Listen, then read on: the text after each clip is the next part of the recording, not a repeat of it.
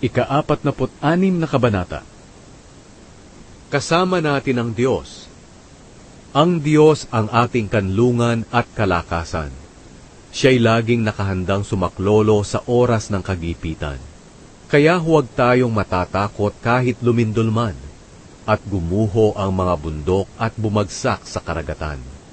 Humampas man at umugong ang mga alon na naglalakihan, at mayanig ang kabundukan.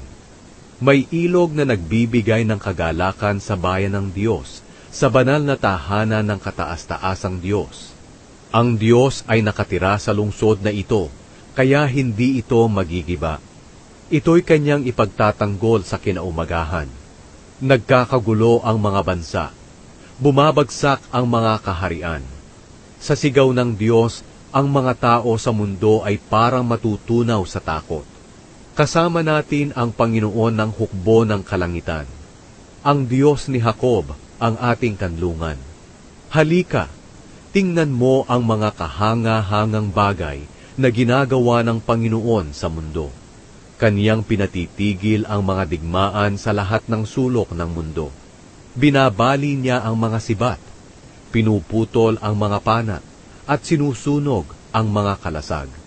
Sinasabi niya, "Tumigil kayo, at kilalanin ninyo na ako ang Diyos.